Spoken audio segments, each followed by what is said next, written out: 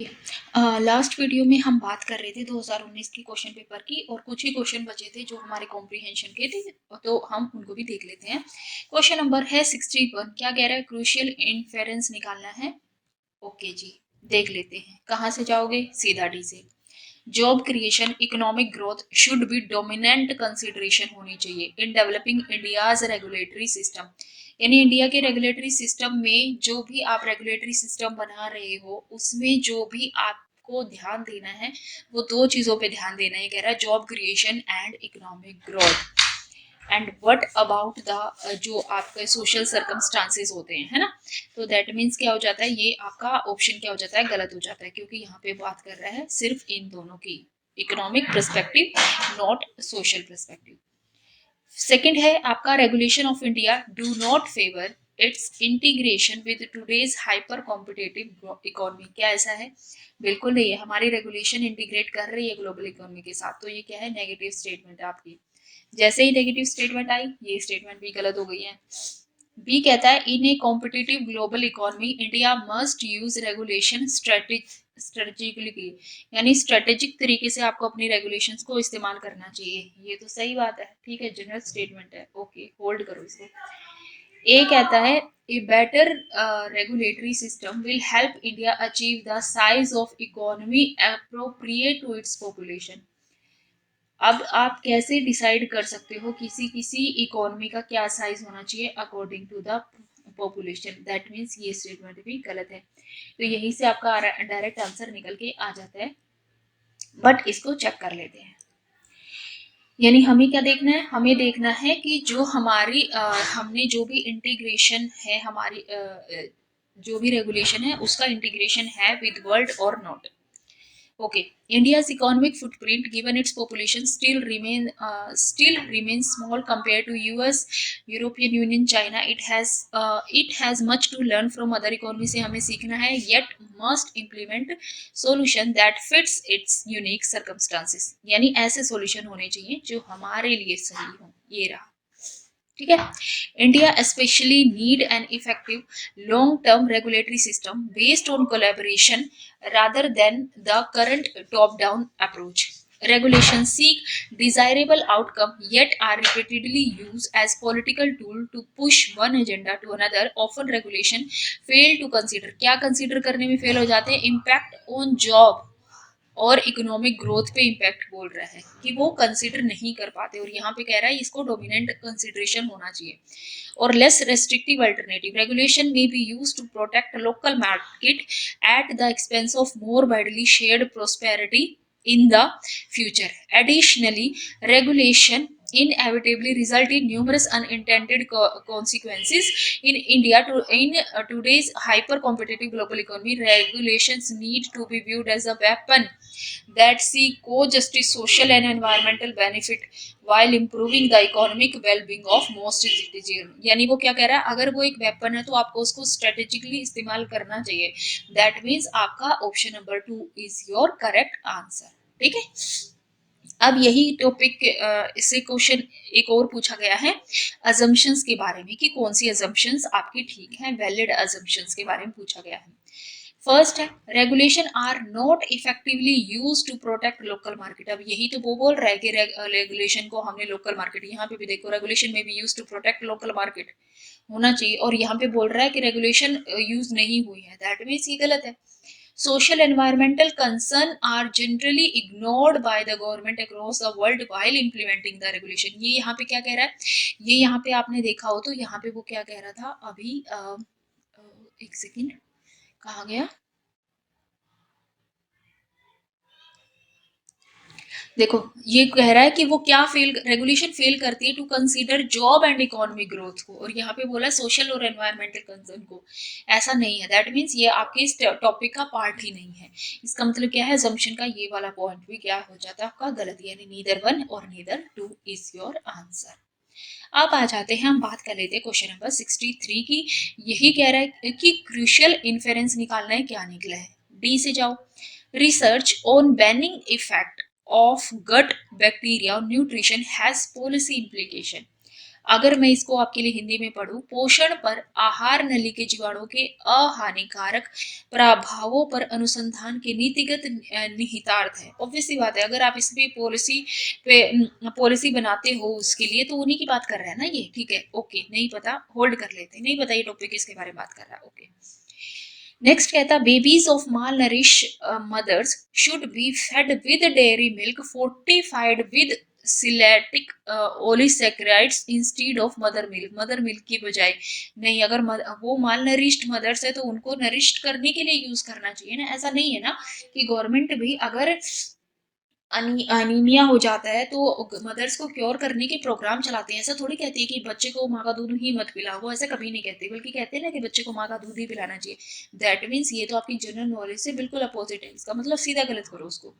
B कहता है the gut of malnourished baby should be inoculated with mature microbiomes. ठीक है, अगर मैं इसको कहूं, देखो, कुपोषित शिशुओं के हार नलियों में परिपक्व सूक्ष्म जीव संरोपित किए जाने चाहिए।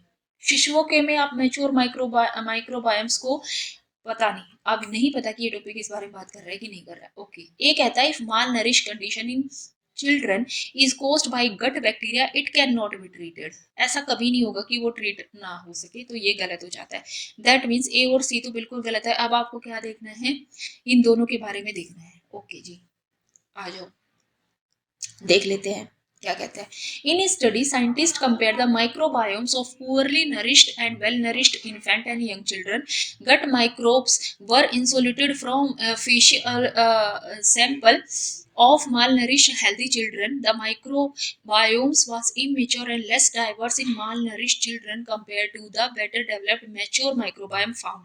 अब यहाँ पे देखो ये क्या बोल रहा है कि अगर malnourished बेबी है तो उनको उनकी गट्स में क्या कर दो, इनकोलकुलेट कर दो मैच्योर माइक्रोबायोम्स। बट यहाँ पे क्या कह रहा है, अगर वो हेल्थी चिल्ड्रंस है तो उनकी गट्स में मिलते हैं ये, ठीक है, ये फाउंड होते हैं। इसका मतलब ये अलग है, वो अलग स्टेटमेंट है। According to some study, the chemical composition of mother's milk has shown that presence of modified sugar this is not utilized by the baby for its own nutrition। के लिए यूटिलाइज ही नहीं होती। और आप कह रहे हो कि डेयरी प्रोडक्ट में ऐसे डेयरी प्रोडक्ट दे दो जिससे जो ये सिंथेसाइज्ड हो, दैट मीन्स वो भी गलत हो गया। However the bacteria consist of infants microbiome thrive on the sugar which serve as their food। malnourished mother have low level of this sugar in their milk, consequently the microbiomes of their infant fail to mature, that is turn lead to malnourished baby। इसका मतलब क्या, उसने कहीं नहीं कहा, कहीं भी नहीं कहा उसने मदर के मिल्क से को चेंज कर दो, दैट मीन्स वो भी गलत है। इसका मतलब क्या है कि आपको पॉलिसी जो इम्प्लीकेशन है उसी पे ध्यान देना है। अब बात कर रहे हैं अजम्पशंस की, ठीक है जी, ओके। कह रहा है processed probiotic food are a solution. Processed probiotic food are a solution to treat the children suffering from malnutrition due to immature gut bacteria composition। क्या उसने यहाँ पे कहा है कहीं भी प्रोसेस्ड फूड की बात कर रखी है? नहीं कर रखी, गलत है। The babies of malnourished mother generally tend to be malnourished, जो जनरली हो जाते हैं, ठीक है, ज्यादातर, ओके, ठीक है भाई। अभी इसने कहा ना कि अगर माल नरिश्ड मदर है तो उनके बेबीज भी माल नरिश्ड होंगे, ओके जी, ठीक है। अब आ जाते हैं आपके क्वेश्चन नंबर 65 पे। 65 क्या कहता है,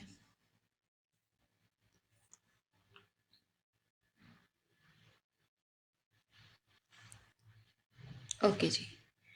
क्वेश्चन नंबर 65 बात कर रहा है अजम्पशंस की। बात कर रहा है melting glacier can reduce marine biodiversity in some area में रिड्यूस कर सकता है, ठीक है। Global warming can lead to sea floor sedimentation some area की बात कर रहा है, ठीक है। That means 2 and 3 are correct. इसका मतलब ये अपने आप गलत हो जाते हैं।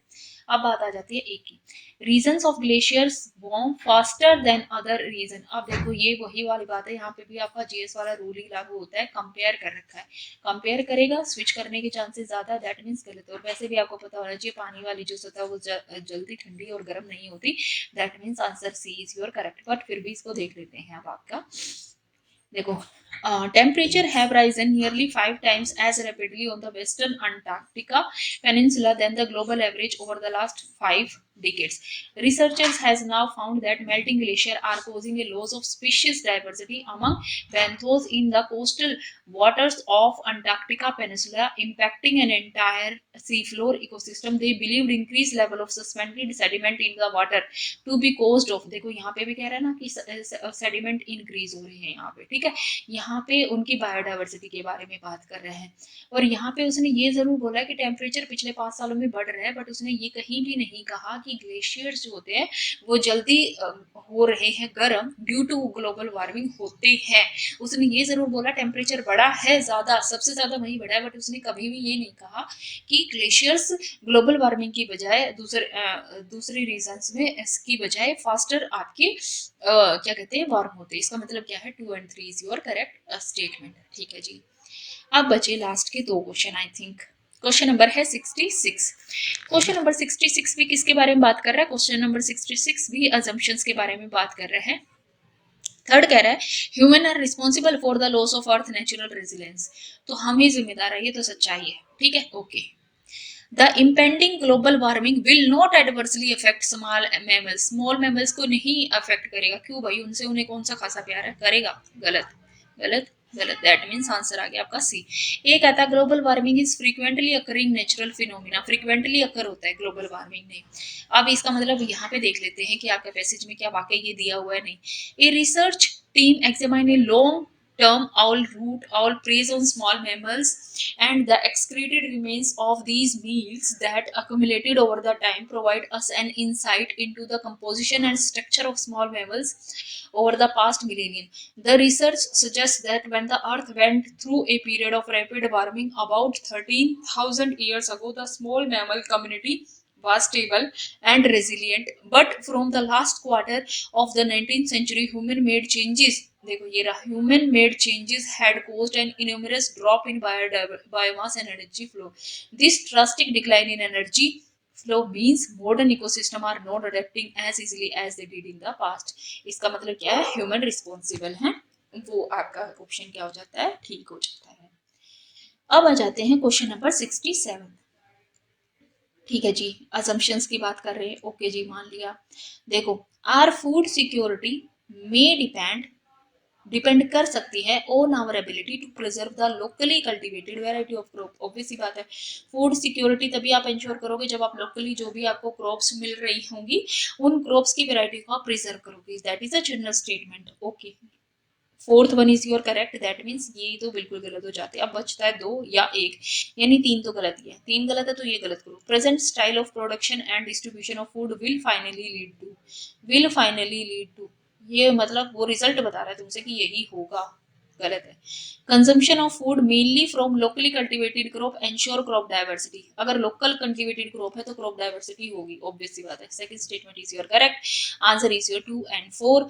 1 देख लेते हैं, human have been the main reason for large scale extinction of plant species, तो नहीं, मेन रीजन कुछ भी हो सकता है, जरूरी थोड़ी है, ठीक है। असम्पशंस की बात कर लेते हैं, देखते हैं चैप्टर में क्या कहता है। इसमें कहता है food variety extension is happening all over the world, सब जगह हो रहा है, फास्ट पेस पे हो रहा है। जैसे कि 7,000 apple varieties that were grown during the 19th century अब 100 से भी कम रह गई हैं। फिलीपींस में 1000 of variety of rice one thrived, अब कुछ ही रह गए हैं यहाँ पे। चाइना में 90% of wheat variety cultivated just a century ago has disappeared. Farmer in the past painstakingly bred and developed crops was suited to the peculiarity of the local climate environment. In recent past, our heavy dependency of few high-yielding variety and technology-driving production and distribution of food is causing the dwindling of the biodiversity. इसलिए आपको locally जो crops है उनको preserve करने की जरूरत है। If some mutation, crop disease or future climate change decimate the few crop plant we have come to depend on to feed our growing population, we might desperately need to those variety। देखो ये कह रहा need some of those variety we have to go extinct, जो खत्म हो चुकी है उनको प्रिजर्व करने की जरूरत है। That means crop diversity, local crop की ये बात कर रहा है। ये कहीं भी नहीं बोल रहा है कि ह्यूमन ही उसका मेन रीजन है, ना ये कहीं भी बात कर रहा है कि प्रेजेंट स्टाइल ऑफ प्रोडक्शन अपना रहे हो तो वो आपका क्या होगा, फूड स्कैरिसिटी हो ही जाएगी इन द फ्यूचर, ठीक है। तो आई थिंक 2019 वाला जो कॉम्प्रिहेंशन वाला है वो आपके पूरे हो चुके हैं। अब हम नेक्स्ट वीडियो में बात करेंगे और देखते हैं कि हम जीएस या कॉम्प्रिहेंशन क्या शुरू करते हैं। अगर आपको ये वीडियो पसंद आए हमारे चैनल को लाइक शेयर और सब्सक्राइब करें। मिलते हैं नेक्स्ट वीडियो में। Till then thank you, bye bye.